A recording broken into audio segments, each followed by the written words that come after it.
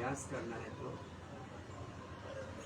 उसके लिए कुछ समय की अपेक्षा रहती है। नहीं तो विचार आते हैं, संकल्प आते हैं और वो निकलते चले जाते हैं, फिसलते से चले जाते, मानो एक प्रवाह से आए और निकल गए। इसलिए कहा किसी भी अभ्यास को सिद्ध करना है तो क्या सूत्र दिया महर्षि पतंजलि ने? तत्र स्थितौ यतनोऽभ्यासः। उस स्थिति में हम स्थिर रहे, फिर उसमें दृढ़ता आ जाती है, फिर वो हमारा स्वभाव बन जाता है। वो हमारे जागृत अवस्था में, स्वप्न अवस्था में, सुसुप्ति में। ये बात यदि बचपन में ही समझ में आ जाए और हमारे स्वभाव का हिस्सा बन जाए तो बड़े बड़े तत्व आप में उतर जाएंगे। तो आप सब बच्चे आज एक संकल्प लो और दिन भर हर जगह किसी भी सत्य का केंद्र से लेकर के परिधि तक एक बहुत बड़ा तत्व, इसी को तत्व को।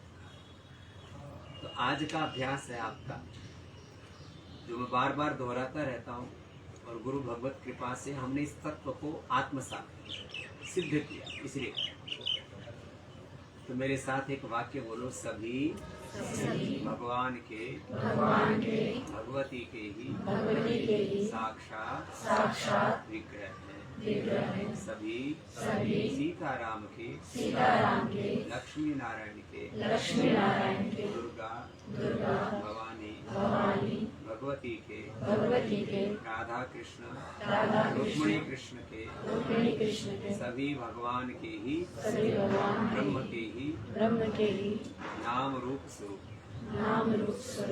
जैसे संप्रदाय परंपराओं में ऐसे आध्यात्मिक तत्वों को ना लोगों ने उसमें घालमेल सा कर दिया। कोई सीताराम बोले तो जो दूसरे शिव के उपासक हैं, इसलिए शैव शाक्त इनके नाम पर ना बड़ा वखेड़ा हुआ था बीच में। अब कम से कम ये कालखंड ऐसा चल रहा है कि अब एक दूसरे के ऊपर लोग टोंट नहीं करते, और हमको तो पता ही नहीं लगा हम इस पचड़े से कब बाहर निकल गए।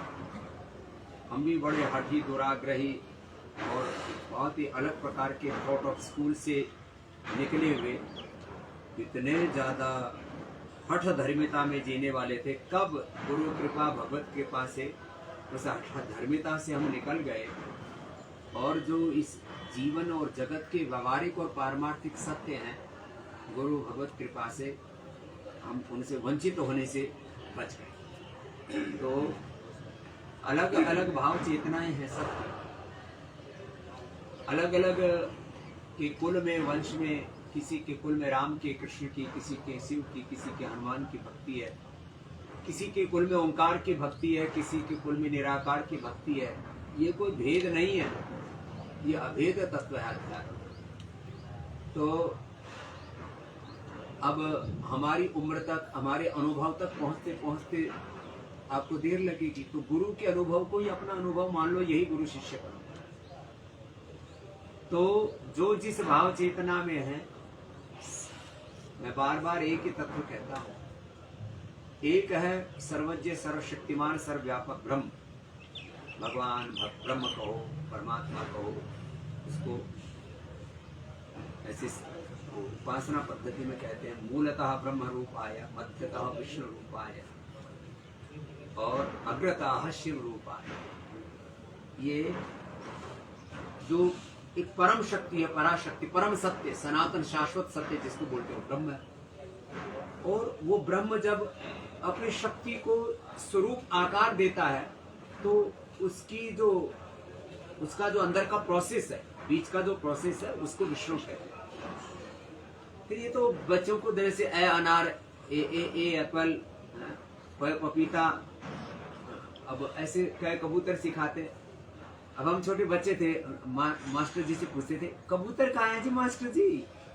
तो बोले बेटा कबूतर तो उधर है। तो मैंने कहा ये कबूतर क्यों पढ़ा रहे? बोले कई कबूतर में भी कह है, यहाँ भी कह है। अब हमको सच में कई कबूतर पता ही नहीं लगा बचपन में, अभी तक भी नहीं पता ही कई कबूतर पढ़ाते क्यों है। तो ऐसे ये तो चीजों को सिंबॉलिकली समझाने के लिए ब्रह्मा विष्णु महेश ऐसे शिव आदि। अब सब जितना भी आप शिव के स्तोत्र पढ़ते हो, हमने तो खैर शिव को और शिवलिंग की महिमा को जाना ही नहीं था गुरुकुल में पढ़ते समय। शिव का लिंग का मतलब बहुत ही गलत अर्थ लगाते हैं। लिंग तो प्रतीक को कहते, चिन्ह को कहते, संकेत को कहते हैं। तो वो जो परात्पर ब्रह्म है, आप उसको एक छोटे से अणु से तो समझना शुरू करोगे। अब एक अणु और परमाणु समझ में आता नहीं और बोले हमको तो शिव का साक्षात्कार करना है, ब्रह्म का साक्षात्कार करना है। तो जिसको एक कण सृष्टि का समझ में नहीं आया, वो शिव तत्व को कैसे पाले? तो जैसे एक कण होता है, तो शिवलिंग कोई शरीर का अंग प्रत्यंग नहीं है। और मैं तो एक दिन आप लोगों से बोल रहा था, सन्यासियों के लिए मैं पहले से सोचता था कि सन्यासी होकर के सीताराम जी की उपासना क्यों करते हैं?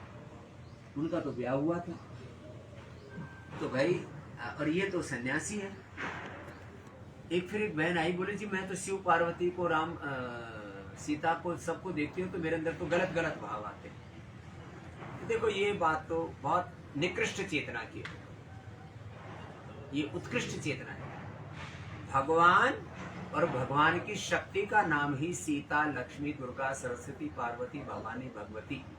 दुर्गा सहस्त्र नाम में या अलग अलग नामों में जो हम शक्ति के रूप पढ़ते हैं, सुनते हैं, जानते हैं, तो एक है भगवान ब्रह्म और एक है ब्रह्म की शक्ति, वही शिव है।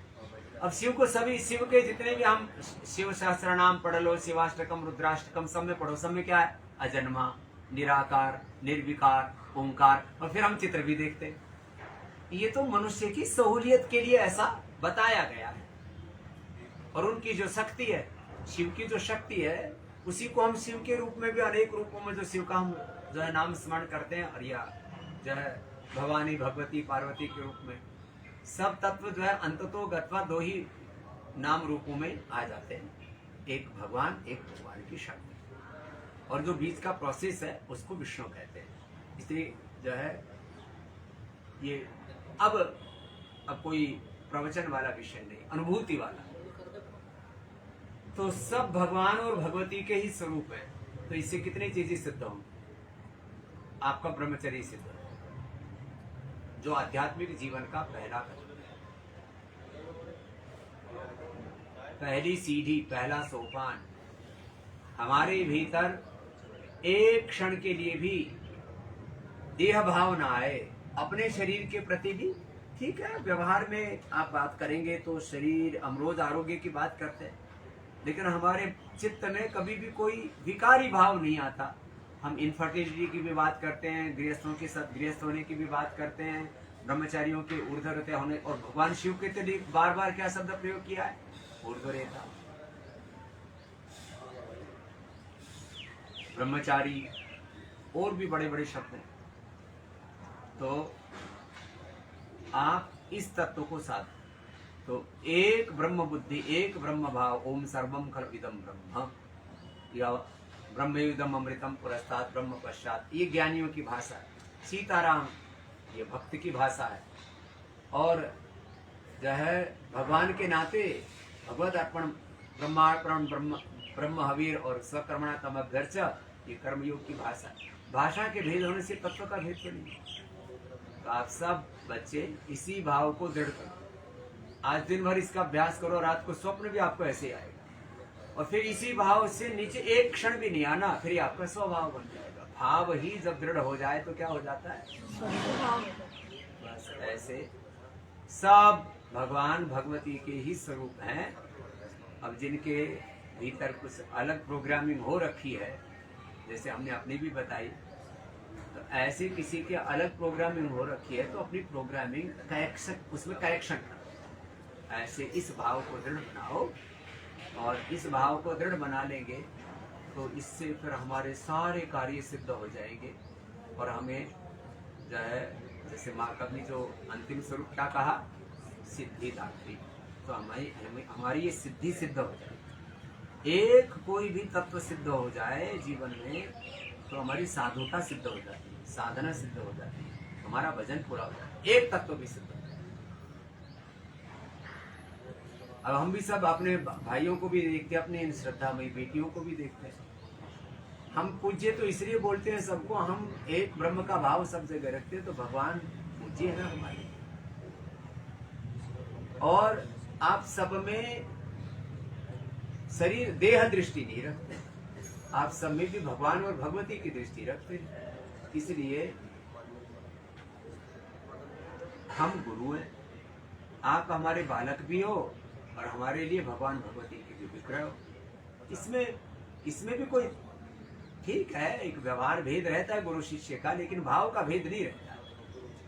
तो ऐसे आज मैं तो अभी विश्वविद्यालय में, दीदी बोल रही थी स्वामी जी 9 दिन आप अलग अलग जगह योग करो, तो आज हम विश्वविद्यालय में योग करके आए।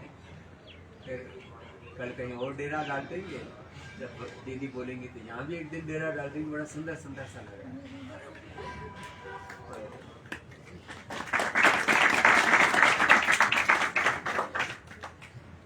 हमारी पूज्य दीदी माँ, सब बहने माँ की तरह उनका आश्रय लेकर के आपको, जब कभी कभी एक ये भी भावों का प्रवाह होता है, और ये सभी के लिए, कोई बहनों के लिए, कोई भाइयों के लिए, एक के लिए नहीं है। कभी कभी हमें ऐसा लगता है कि हमारे ऊपर कोई बहुत शक्तिशाली हाथ चाहिए, बहुत दृढ़ता वाला, शौर्य वीरता पराक्रम वाला हाथ चाहिए, तो उसको पिता कहते हैं, उसको गुरु।